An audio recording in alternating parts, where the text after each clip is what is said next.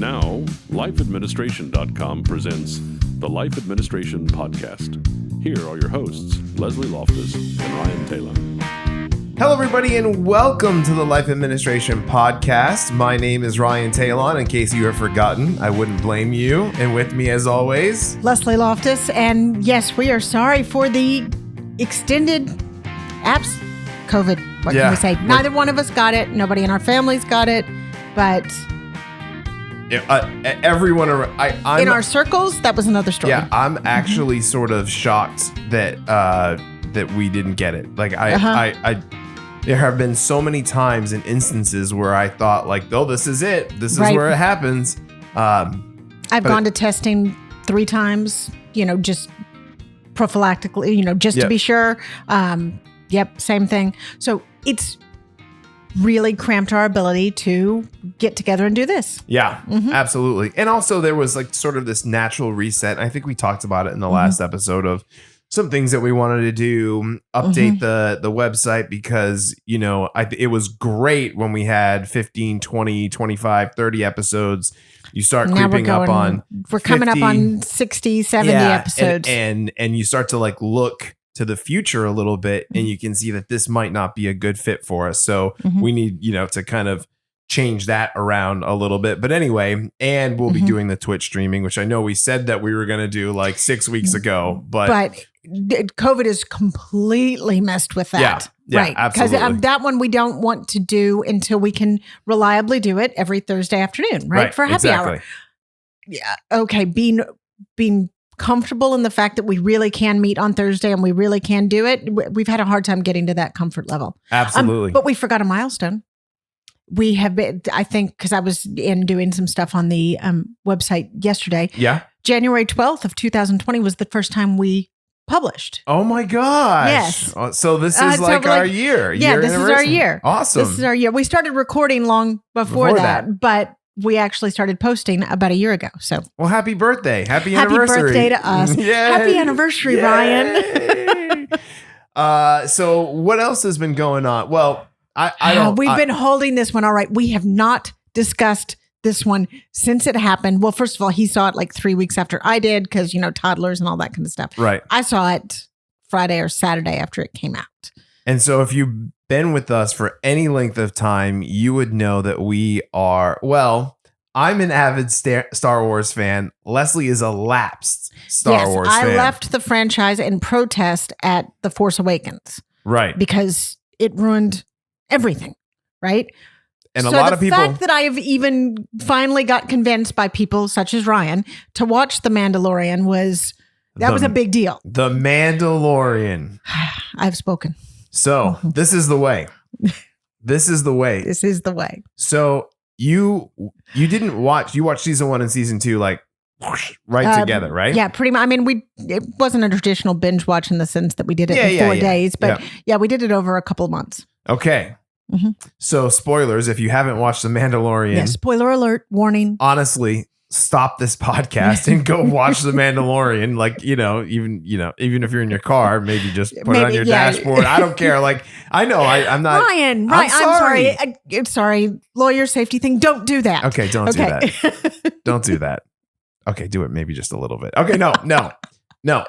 So give us your thoughts. Give us your 2-minute review of The Mandalorian. It's what the prequels are not. Actually, the prequels too. It's what the sequels should have been. Okay. And you're saying that because it continued the story. It looked at different aspects of the story without destroying the story that had come before. Yeah. And the sequels, this has been said many times. This is not just my idea. They aren't a sequel. They're a reboot. Yes. They just took the franchise. All you have really is the setting and some familiar characters and a few familiar, Millennium Falcon kind of things. Right. And lightsabers. Yeah, and lightsabers. Oh, and the sounds, because there's lots of Foley stuff that got reused. But it's a reboot. It is not a follow-on. They were using some of the same notes, some of the same music, some of the same sounds, a few of the characters, but none of it really related to the original trilogy. Yes. Okay, this one is an actual sequel. Yeah. It's actually set in the storyline of the original movie. It doesn't destroy the original movies, the original characters in order to do its thing. Yeah. So I want to know about when you saw at the end, when you saw Luke. Because you don't really have any bearings for Ahsoka. You never watched the Clone Wars. Oh, but okay, but I'm geeky enough, and I'm kind of in circles enough to know. I mean, I know who Ahsoka is. Yeah. Right. But yes, I mean, honestly, it was the first time I'd seen Ahsoka. Yeah. By the way, Ahsoka. We should probably just go inside. Ahsoka is Anakin's apprentice that ends up leaving the Jedi Order before all of the purge, Order 66, before Order right. 66 happens. So she's kind of out in extended universe, no man's land. And so the Mandalorian picks her up. But yeah, I generally Great pickup, know. by the way. Yeah, it was a great pickup. And I generally know who she is and, why she's significant and stuff. But yes, not the same emotional force for me because I hadn't been watching the Clone Wars, the cartoon, until Luke came in. Right. At the very end. So then Luke comes in, right? You see the hum and you hear the hum of the lightsaber for the first time. That's what the sequel should have been. That's what we had waited, 15, 20 years to see. And instead they gave us. The Last Jedi is what they gave us, which was let's just not even hot, speak of it. Let's not even speak of it. It's just a hot mess of nothingness. And they gave us this old has-been hermit that had given up on life, and Han and Leia that had all but given up on that. It was awful. Yeah. It was awful. This wasn't awful. This is what we expected to see. We wanted to see, okay, here's Luke Skywalker 5 years later, and no, we don't know all of the little bits and details that have gone on in the interim there. Yep. But we don't really care. I mean, in that moment. It's actually the Luke Skywalker that we last left in the Ewok village. Right. Right? Right. We recognize this character. Nobody recognized that guy drinking, the milk from the squeezy. Yep, sure. Honestly, I've only seen clips of that because I have not actually watched the movie. I've refused to watch The Last Jedi. It's okay. You're a Lapsed fan. I'm a Lapsed fan. So when I saw Luke come on, I immediately, it's like, I want to say I wept, but it wasn't really weeping. I just had tears just like coming down my face. You were relieved. Because I was I mean, that's really the right word for it. I was relieved. I was like, here is this character that I idolized as a child. And he's out there, he's doing it. He looks so proficient with his lightsaber. You can remember him on the Millennium Falcon with the blast shield down. To how am I going to be able to see? With the blast shield down, how can I even see? Right.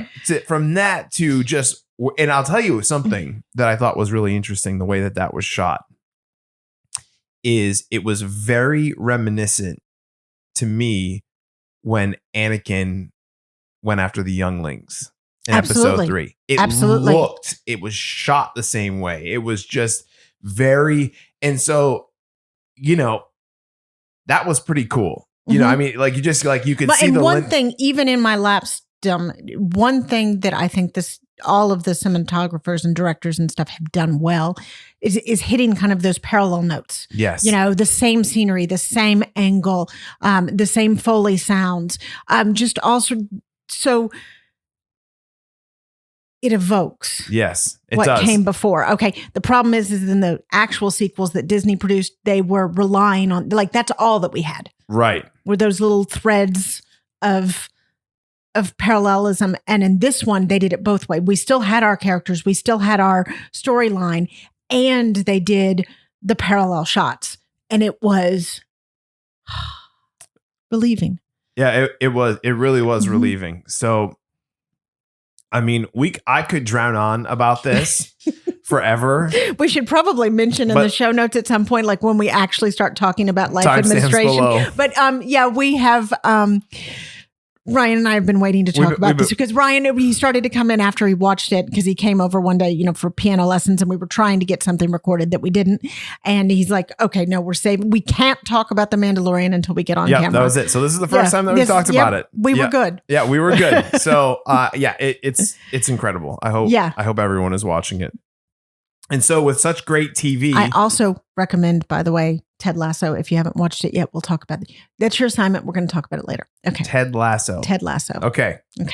So with The Mandalorian being completed, you need to find time for new things to insert there, right? Excellent segue. It's an absolute trash segue. Exactly. But I think that's become our trend thing now. Is the only way I know how. Exactly. We, in the last half dozen episodes or so, we've been competing almost to see who can come up with the most tortured segue. Yeah. I think from our friendly banter to our setting of the table. I think that I'm in contention with that one. Yeah. So with all this extra time that we now have, we talked about calendars in one of our previous episodes, and that was one of the earlier episodes. Yep, that was our Calendar 101 episode. So actually, that one was calendars and contacts, and now we're going to break it out, and we're going to talk a little more detail about calendars. Yes. So calendars 201. Calendars 201. So I now give you the steering wheel. Take it away. Let's hear what we got. All right. Well, one of the reasons this has come up to me. Okay, so here we are. We're post lockdown, or some of us are back in lockdowns anyway. Okay, so it's early 2021 now. We have gone through almost a year of social distancing and lockdowns and not going into the office. What's ended up happening is we have larger blocks of time at our own disposal. So if you're working at home, you're doing school at home, or, those meetings are now on Zoom and those kind of activities are canceled. We have larger blocks of time. Larger blocks of time are a little bit more difficult to schedule because they feel like, oh, you can get everything done. I've got 6 hours to get that done and I only have about 3 hours worth of stuff to do. So it feels easy. Well, then what everybody who's tried this will tell you is that if you have 6 hours to get a 3-hour task done, it's amazing that 3-hour task will then expand to at least take 5.5 of those 6 hours, if not more. So how do you block time? How do you schedule time when time is really at your own disposal? Yeah. And I think, ultimately, okay, let me be real for a second. I am the quintessential procrastinator in some things. I think really when it comes to my own being, when I have to do things for myself. Right. So like with work and stuff like that, I'm not a procrastinator because I know people are relying on me, or, you have these students that you want to see grow and progress. And so like, there's tangible things that you need to be showing through that. But I think when it comes to me, let me give a great example. So I have to clean out the garage, but I will find other things to do that are not beneficial to helping me clean out the garage. Right. You know what I mean? So, oh, you know what? I got to go research this new driver that just came out for the Adobe software. And I got to see how it interacts because like that's going to, right. So I think we're about to talk about scheduling. Right. Because what I'm going to pinpoint on there is that I need to clean out the garage doesn't have a real deadline. You need to clean out the garage soon. Right. In the near future, but you don't have, whether you do it Saturday or you do it Wednesday night doesn't really matter unless you have, say, a washer dryer being delivered to your garage, right? If you don't have a natural deadline, and that's what I'm feeling like is happening to a lot of people, is that in COVID tide, we've lost a lot of those natural deadlines. We used to have, I have to drive to work at this time. I have to be at school at this time. I have this meeting every other Tuesday at 4:00. There's a lot of blocks that used to be on our schedule that aren't there anymore. Yeah. And so then we end up with a whole lot of activities like I need to clean out the garage. Yes, I do. But if I don't know, if I have 5 days to clean out the garage, or even worse, an indefinite time of days to clean out the garage, I can find 15 other things that I'd rather do than clean out the garage. Absolutely. It's rainy today. I'll do it on a day that it's nice. Yeah. Now it's too hot. Oh gosh, well, this other thing. Have you been miking my house? That's exactly what it sounds like. You know what? I'd really rather take Hallie to the park. Yes. Yeah, exactly. Yeah. So Because I understand. Yeah. I hear you. So I think with this, you have to, I just want to say two things before we get going is number one, prioritizing is obviously very important.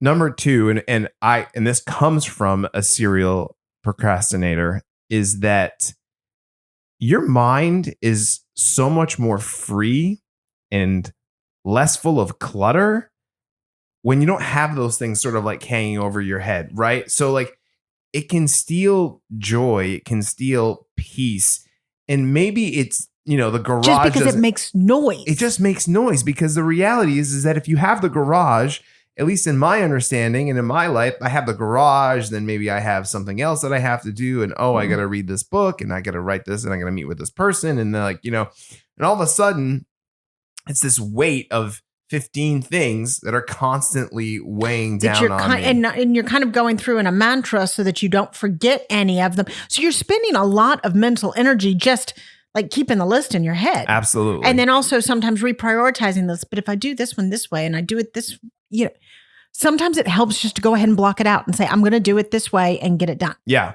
Right. And you will immediately feel better. Like you will feel better when you start the task. And, I use the garage as the example, but am I the only person that at the beginning of COVID cleaned out the garage and now we're back to square one again? What the heck, man? I am positive you're not. How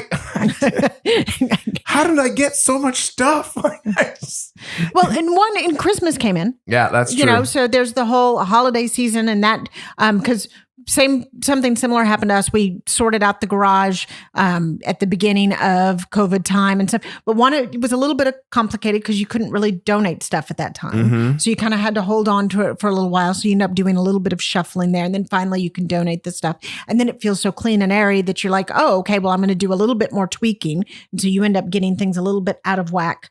Am I miking your garage again? Yeah. And then you're pulling down at least, an upcoming episode is about storage, and we'll talk about things like storing holiday decorations. Ours happened to be in the garage. So when Christmas came and we're pulling everything out, well, then things get out of what. So we know. Yeah. 2 weeks ago, Jim, Patrick, and I are in the garage doing another clean out, and I've got work going on in there right now because the dryer down there died, and and I'm fine. And also it was blocking the door, so now we're just going to put an upright unit in. If I've got to replace it, well, I might as well just get. So I'm going to get it over and under so that we can actually open the side door into the yard again. Okay. Cool. So so the garage is a mess again, even though we cleaned it out. Now it's in a better mess. Right. It's in a better state, but yeah, you're not the only one. Okay, good. I'm glad. You're glad. All right. So we've set our priorities. We understand what delaying things can do to our mindset. So now that we figured that out, we're going to set the structure and allow for flexibility. Absolutely. Right. We're going to do that, as we said in the early episodes, freedom within the framework. Yes. But you need you do, in fact, need a framework. And I'm going to use our podcast as an example. Okay. So great. On Thursdays, so Ryan teaches the kids music lessons. Andy comes over here and we do podcast production, and which includes recording the podcasts and some of the web behind the web stuff, right? Yep. Okay. He gets over here 10:30ish in the morning and is here until 7:30 at night. Like Thursday is an all day at the Loftuses. This is what we're doing. And we had started leaving that. Well, we've got, 9-hour block. We've got a full work day worth of time. And we knew that we had to get these things done, but that's the only structure we had for it. And guess what? It started once COVID threw a little mess into it. And now all of a sudden, like there was one time he came and I was getting ready to take a child to go get tested. And so he didn't even get in the door, Right. I'm just like, turn back around. Sorry, I would have texted you, but I found out while you were en route, go back. so once you get off of your own rhythm, because you can get into a habit of rhythm. Yeah, right? Absolutely. But once you get out of the habit, you need to set the rhythm again. Because having 8 hours plus to do the 5 tasks that we need to do wasn't working. No. So what did I do this last week? I was like, oh my, because we've had 2 weeks that really we should have been able to get something recorded, but we just couldn't because things were too crazy. And I was coming in from here and I'd taken children over there, or then he had a makeup lesson in the morning, whatever it was, it had just gotten too loosey-goosey and we weren't getting it done. So earlier this week, I sat down and then I sent him a text later. I'm like, we're recording. When you get here, we're setting up and recording session 1. Then you're doing music lessons.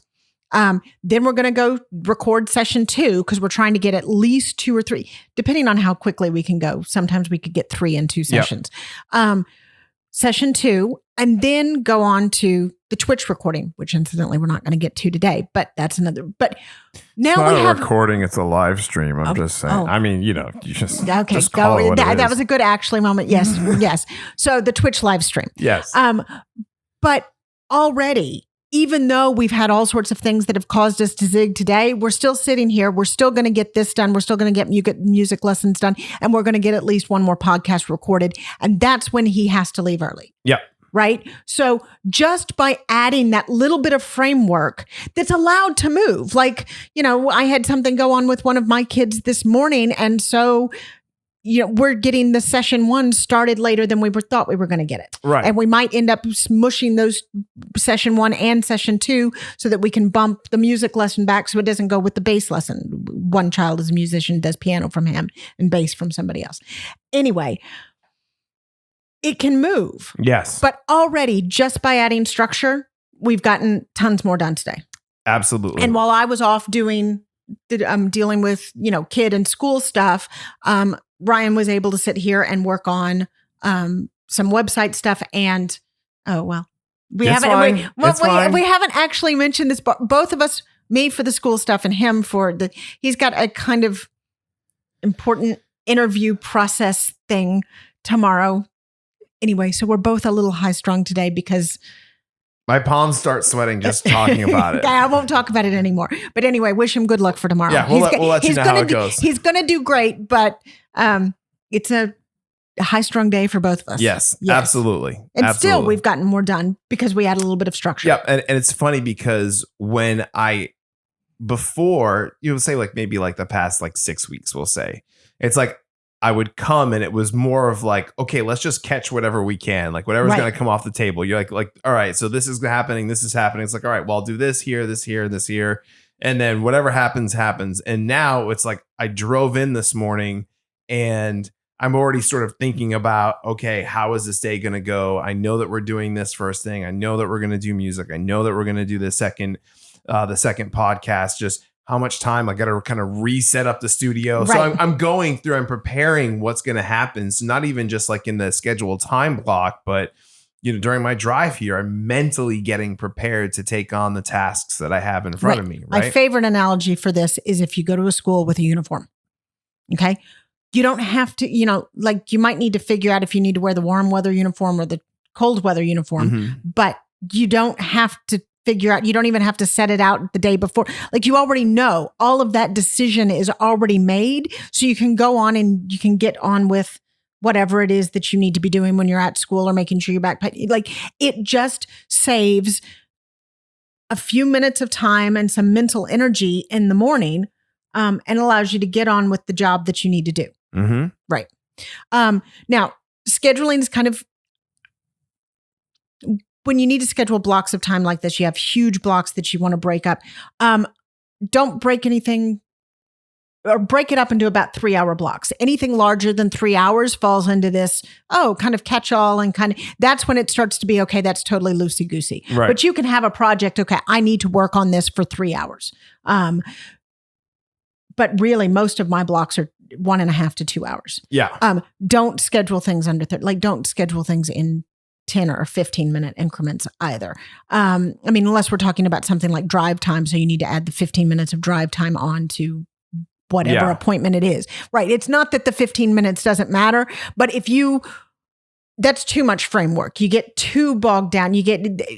that's too many pieces to make. When something needs to zig, that's just too many entries in your calendar that you've got to edit. Yeah. And I think, for someone like me who is prone to procrastination, that a lot of times I'll say, okay, now I'm doing things. Like I've started, I'm now doing stuff. Yay, me. Yes. I'm going to start writing this paper that I should have written 2 days ago, but I'm starting it today. And then you start going like, okay, it's going to take me 15 minutes to do that.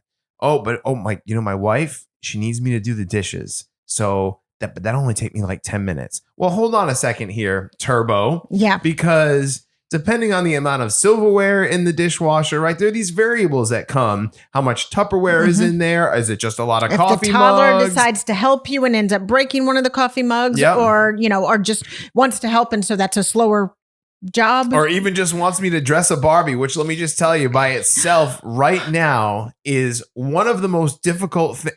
I don't understand. These pants are so tight. You cannot put pants on a Barbie without having to like really be aggressive about it. I'm loving this conversation. Yes, Barbie clothes are a pain in the they sure and are. Heaven forbid if they get inside out, because you've taken the pants off and then like getting them back to, right. Yeah. And so I was not Girl aware. Dad problems. I was not aware of this prior, but they make Barbie movies. Okay. Now, okay. I'm sorry. As a mother of 3 daughters, I'm having a problem. You were not aware of this. I mean, it makes sense. There's no reason. Why would I know? Before you had a 4-year-old girl, you would be aware of this. Oh dear. And some are better. I'll get with the girls and I later, and we'll tell you which ones are good and which one, because some of them are really, really bad, and some of them are actually, it's not awful. Yeah, because you're going to watch it 20 times. But here's the deal: is that we have. Listen, it's a marketing tool, these movies. Oh, right? Completely. And so we're having outfit changes like they're literally like they're going out of style. Uh-huh. And so if the movie is on, the Barbie that she is playing with, oh, bless your soul, has to be in the clothes. So it has to be Mariposa or, oh dear Lord. Oh, by the way, if you lose one of these accessories, God forbid you get a new puppy and he chews up a high heel. Now I'm worried about the choking hazard for the puppy. But yes, I know the toddler's not. Right. So, but it gets a couple of tooth marks in it. And now all of a sudden this paper that I had to write and these dishes that I feel like getting you a drink right now. And this laundry that I had to do, like my window went down. And so then what happens is I go, okay, that didn't work out the way that I had planned. Let me find another window. So then I do nothing. Right. Because like this thing happened, this variable happened. My block of time that was so tightly scripted to make sure that I followed exactly to the T has fallen off. And I go, we'll do it tomorrow. Right. Or we'll do it when it's convenient or something like that. So you just. Yeah. You can get too detailed and you can get not detailed enough. You need the Goldilocks thing kind of in the middle. And honestly, that's blocks of time from 1 to 3 hours. Yes. And one of the things that you put in our notes when we're talking about tight blocks of time is I feel inflexible in part because it's too easy to fail at them and get discouraged. And I was like, that was jumping off the page at me because that's how I feel when something like that happens. Right. You didn't hit that 15-minute mark. And so, I'll throw in the towel, just try again tomorrow. Exactly. Instead of being like, well, I can write the paper later on tonight, but I got to get these dishes done and I got to do the laundry. And, I know that there's not going to be an outfit change for 7 minutes on the Barbie movie. You know what I mean? So like, what can I do? Anyway, I'm just saying it's like, you just got to have that mindset of if something goes wrong, you don't just throw the baby out with the bathwater. You zig. Right. Well, we did today when I needed to jump into something else, we just had to push everything back 30 minutes. Right. Okay. That's doable. And that's just a small modification that it just shifts a little. And then this 30-minute block at the end comes down over here to the front and, you just use the time as you can. Yeah. Right. Awesome. So talk to me about aspirational items. Okay. So, again, I'll use an example from ours. We like to have an extended family dinner after church on Sundays. our extended family lunch. It doesn't always happen, but I want it to be able to happen. So I have it as a calendar entry on our calendar that we have this family lunch. And it's really just kind of to defend the time. Now, don't go filling up your calendar with lots of aspirations. I mean, I wouldn't have more than, say, 2 or 3 for a week. Agreed. Because, and then also if they don't, like if you go for 5 weeks and you never fulfill, okay, well, maybe the time slot doesn't work. Your aspirational, that's telling you that your aspiration to get that thing done at that time, it ain't happening. It's just not going to happen in general, or it's just not going to happen at that time slot. Kind of rethink it. So these aspirational blocks, if you will, stick the calendar item, the appointment item in that you want to hit, to try and defend the time so you don't schedule other things around there, and to remind yourself that it needs to get done, right? But don't do it too much. You can start to add new rhythms into your schedule this way. But like I said, don't do more than 2 or 3 at a time. Really don't do more than 2 at a time. And if they don't happen for a while, figure out why and either drop it or shift it. Yeah. Can I tell you that I think when it comes to aspirational things, and so maybe I'll say that, or things that take a lot of time, the big problem is the lack of realization of goal setting.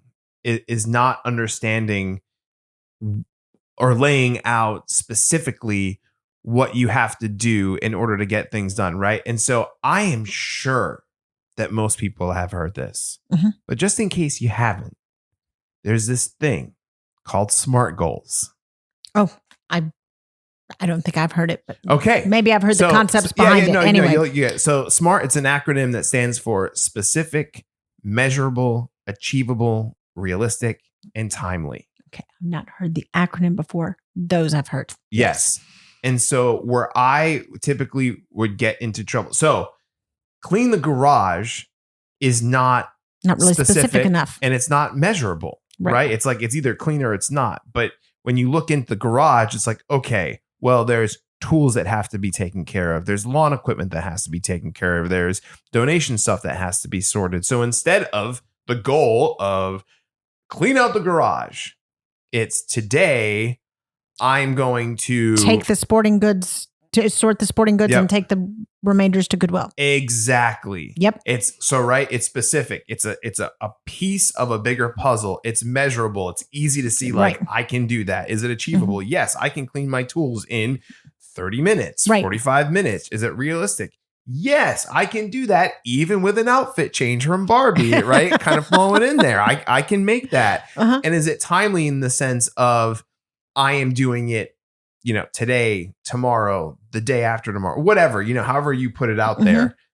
So I would encourage you, and I'm not saying that you have to write every single one of these things down, but when you're looking at aspirational things, especially, it is good to break those things down. Absolutely. Well, and step by step. If you recall from, I think it's like the second episode, just managing a household, we talked about having days, like, because there are some jobs that are big, like laundry. Yep. Errands, and what you need to do in those things, maybe not laundry so much, but there's other days that you need to do comforters or whatever, you have other laundry items, but there are things that happen over and over again. There are things that have lots of little pieces in them, but it's not always the same pieces. So what we told you to do was to take a day and say, okay, Tuesday is errand day.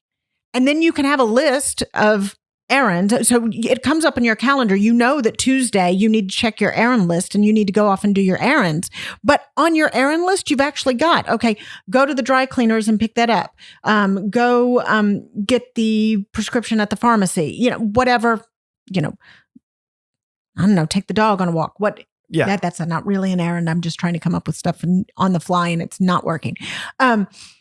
But you have then the specific smaller items that are specific, achievable, measurable, realistic. And on errand day, you can just generally tell yourself to set a goal of, okay, at least hit 3 errands. Yeah. And especially if you've got a kid in a car seat, that's probably It's probably, if you're single and you don't have to worry about dogs or kids getting out of the car, you might be able to get 5 or 6 errands in an hour, depending on where they are. Absolutely. And I think it's important to surround yourself with people that are talented in specific areas.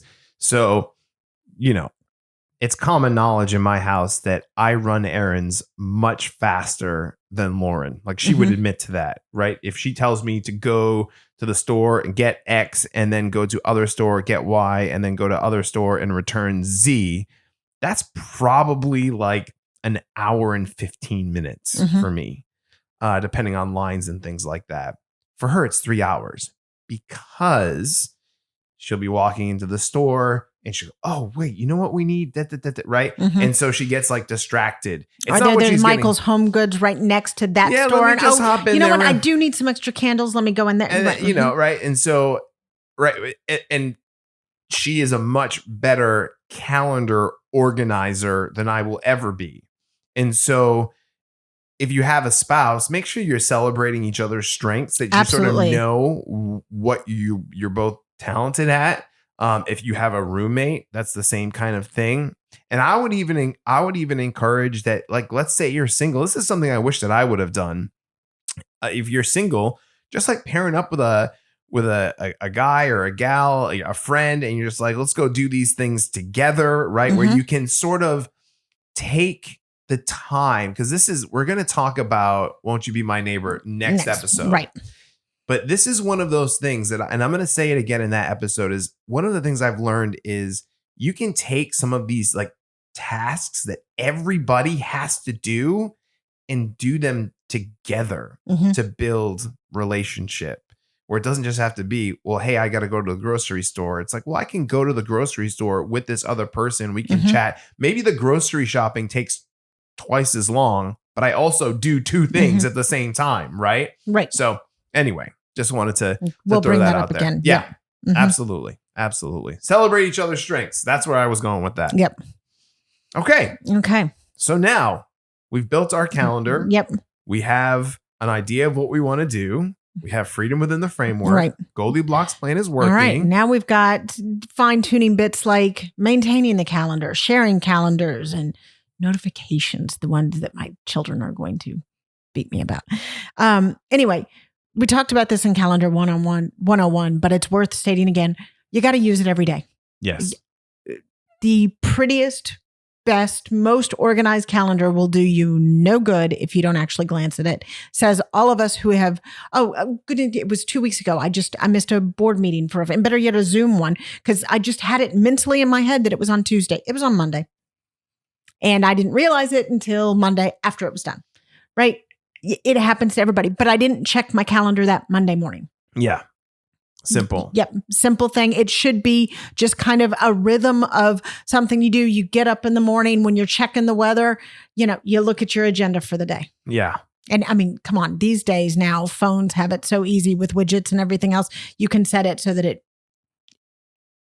you really can just glance at it as you're, checking, okay, the weather outside is this. So I'm, thinking about what I'm wearing, and here are my to-dos and here are my calendar items. Yeah. It takes 2 minutes. Yeah. Do it. So when it comes to notifications, God, I keep hitting this mic. I'm just not. I've hit the mic twice today. Every time I do it, I jump back like it's a piranha biting my face off, and it's just this nice little soft thing here. It's so ridiculous, man. So I'm new to the watch game, right? So look at that. You do have. Yes, I have. Right. So I didn't. Oh, all right. 30-second commercial break. Go for the 30-second commercial break. COVID has been hard with activity. I typically am an active person. I put on. Right. That's the thing that finally got me wearing this all the time. Same thing. I had to get up and move. I needed something to be like, even if I'm just walking around, like I just need to know that. So anyway, that's what I initially got this for, was just to like, I just want to be doing 10,000 steps, honestly. What I didn't realize was the power of notification. Like, I'm not a phone on me kind of person, like my phone is, I actually don't even really know where it is right now. I know it's somewhere in this room, but like, that's how I think about my phone. So this might not be for everybody, But man, when I have a notification that pops up on my wrist and I can look at it so quickly and so easily, and then I can just do the thing instead of my phone's away for, here's an example, 45 minutes, right? My phone's away. And if I have a reminder that pops up on there, and then we're going to another recording, right? I'm very likely to dismiss that notification, right? Where like on my watch, when the day's done, I look and I'm, oh yeah. I just like, I may have dismissed it on my phone, but it's still on my watch. So regardless, I think it's a huge tool for getting things done. Lauren has literally said to me, since you've gotten this, I have noticed a tangible improvement on you doing tasks. Yep. Right. So because reminders come up. But I'm going to tell you the dark side of this, because you are married with one young child and y'all don't have many shared calendars yet. Yes. And it's COVID time. Okay.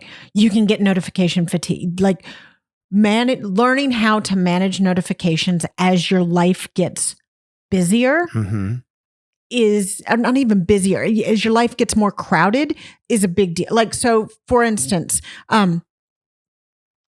we'll go back to shared calendars in a second, but the family has a shared calendar. Okay. We have to turn off this every time I edit a calendar entry, just because, you know what? We're not going to do that tutorial session on Wednesdays. We're going to do it on Thursdays now. It would send the family a notification saying I edited that entry. Family of 6. Do you know how many calendar entries Yeah. A lot. So, you need to go in and you need to fine tune those settings. Yeah. Right. Because you don't on a shared calendar want to get the edit every time somebody changes it. Well, first of all, my children don't want the edits at all, because what I'm trying to get them set on doing is they check the calendar, once a day. So they kind of okay, I've got this tutorial, because I've got the whole family calendar. Mom's going to have an appointment then, so she's not going to be available. Don't bother texting her unless, you're bleeding. Stuff like that. But my husband was like, no, but I like knowing when you've switched things around, because he's obviously paying more attention to the whole family rhythms because we're coordinating this stuff. But at the same time, when I would go through and about once a week I do a light one, once a month I do a heavy edit of the calendar. He'd get 20 notifications just slam as I'm going through and fine tuning everything. So we turn those off. In Apple, it's called Deliver Quietly. So it shows up in your notifications, but it doesn't ping you. Yeah. Right? Yeah. Learn those notification settings. Learn how to set. So for the children, that notification, because there's an option in settings that you can turn off shared calendar edits. So it now no longer notifies them every time I change something. Right. So we've just turned that off for them. And for Jim, we had just have it delivering quietly. So if he wants to see it, he can go through and he can look at how I've edited things. It'll show up in his notifications menu. But you still then want the notifications of, alert on time to leave. Obviously you don't set alert on time to leave on everything, because some appointments, you're not actually leaving the house. Right. So you don't need a drive time or a time to leave alert. Other things are just kind of rhythmically done. You don't really need an alert about them at all. You need to look at them in the morning and see they're on the agenda, but you don't necessarily need to be reminded. There are other things like, alumni group board meetings that, shoot, I should have set the reminder on that. By the way, when I set reminders, unless I need to get dressed or I need to do some other prep, I tend to set them for 15 minutes before. Yeah. Right. If I need to do prep work beforehand, then you might set it for 30 minutes or an hour. Now, interestingly, when calendars and to-do item or calendars and reminders came out with all of this stuff at the beginning, you had tons of options. You could set 5 hours, you could set 6 hours, you could set 2 days before. I mean, there was all sorts of reminder settings. They've now kind of short them up a little bit. Shrunk them up, I think based on use, because people tend to use 15 minutes, 30 minutes, or, an hour before. Yeah. Yeah. There's not a whole lot of, remind me a week before, or what you just not used as much. And it's not very useful. Yeah. And I would say, like, you might be sitting there listening, being like, well, hey man, I don't have $350 for an Apple Watch or something like that. Listen, man, I got His this. is not little, an Apple Watch. Yeah. I got this little Fitbit here that the only thing that I wished that it would do is that I could speak to respond back to text messages. That is pretty awesome. I look very, you know. But it is outside the scope of this podcast. It is outside the scope of this podcast. So, for, 100, I think it was like 129, I have my fitness functionality. I have all my reminders on my calendar. And I made the mistake of when I set it up, I was like, give me all the notifications. I want and your hand was vibrating off of your wrist. Yes. I give it to me all. And then once I got maybe 9 or 10, this person went live on Twitch notifications. That was enough. That was enough. Okay. Actually, and you know what? That's not a terrible idea as a drill. So for those of you that are first get some sort of wearable, try setting all the notifications on to see which ones you really do need and which ones instantly drive you nuts. Yes, absolutely. Definitely. I mean, no, I would only do this for a day or so because I don't know. It gets annoying. Depending on how many notifications you had, it can get annoying really, really quickly. Yeah. Right. No, I don't need to know. I need to know from that person. I don't need to know from this whole Slack group or whatever it is. Yeah. Right. So by the way, if you're in the Slack app, since we're talking, if you happen to be in a Slack workroom of some sort, the ability to fine tune those notifications, they have a lot of functionality there. So you really can say every time this person mentions this word, give me a notification. Otherwise, mute everything. Yeah. Right. But that's and then you can just check it, once a day or once a week, depending on how busy your workroom is. Just check in with it. But the stuff that you actually need to know, I need to know this when it happens. Right. You can set it like that. Yeah. So I use Discord, which is it's like Slack for gamers, basically, Yeah, kind of. Really, but I have it basically where I don't want anytime someone posts something, right. But if they at everyone or at me specifically, those are the things that I want to know. Otherwise, I'll just sort of check it at my leisure. Right. Anyway, so spend some time looking at notifications for these functionality and communications apps, and fine tuning them to serve your own purposes, because you don't want your calendar or whatever at your wrist or your phone beeping at you all the time. But you do want to use the notification settings. They're really useful. Yes. Absolutely. Absolutely. It helps. But so part of this is shared calendars. So back to just the regular calendaring stuff. So obviously in the original episode, we talked about don't get too fancy with calendars. Have your work calendar, have your personal calendar, and then maybe you have your calendar of your life administration weeklies. So, this is laundry day, this is errand day. But, don't try to have 15 different calendars or, a calendar for each member of your family, because then it gets really messy if, so I have 4 children, 2 of which are twins. So am I supposed to put that birthday party that they were both, is that on both of their calendars? Is it on one of their calendars? Because if it's on both of their calendars, now I've got a double entry. If it's on one of their calendars, but what if now one can only go and one can't go? It gets confusing. So one family calendar makes it simple. But then you need to share that family calendar. Most of you probably have some experience sharing calendars, sharing workspace calendars, so maybe you'll share the calendar with your team at work. Or, maybe even if you have a small business, maybe you share it with, the whole business. So there might be 20 or 30 people on the calendar. Okay. So a couple of things in here to keep in mind when you're sharing calendars. The more people you have, the fewer you want to be able to edit it. So if you have, north of half a dozen people on a calendar, then you probably want to have 1 or 2 people be the admin for that calendar and be the ones that get it. So everybody can view it, but only 1 or 2 can actually make changes on it. Okay. If it's a calendar for your family of 4 and, obviously when the children are young, don't let them edit the calendar. Who knows what they'll come up with, but, start to teach them how to use it. So like right now, I have almost a house full of teenagers. So the older 2 children can edit the calendar. And I'm getting ready to train the twins who are almost 13, how they can edit the calendar. But right now they're at view only. Right. And as a practical matter, I'm the one that usually edits the calendar, and I'm trying to get the older teenagers to, okay, you've set that tutorial session, or you've got that practice, or that drive at drive school, put it in the calendar. And they're starting to put things in the calendar, which is great. You need more detail. This is also, again, back to Calendar 101. Remember to put the title, a descriptive title. It doesn't need to be long in it, but I need to be able to glance the calendar entry and know what it means. Don't just put, so my 15-year-old has drive lessons. Don't just put drive. Right.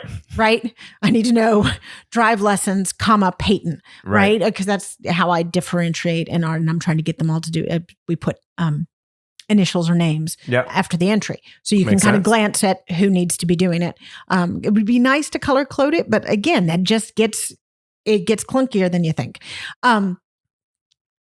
So have a clear title, have a location, time, and then stick anything else that you need to know, like links for the Zoom room or whatever. Those can go into notes, but go ahead and put them in there. Don't listen. Oh, well, the Zoom link is in my email. And so now when when the time comes up, I have to go searching an email. I mean, just get everything in the actual calendar entry. Okay. So training them on that.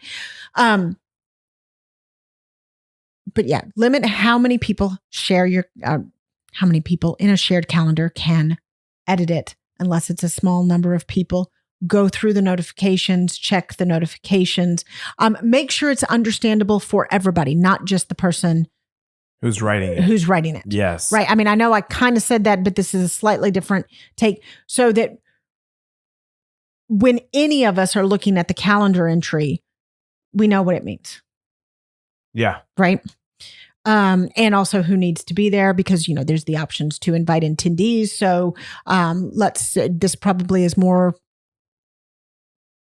useful in the office setting. So you have a shared calendar with your office team. Okay, so we've got a meeting, and so I need to invite these people to the meeting. Go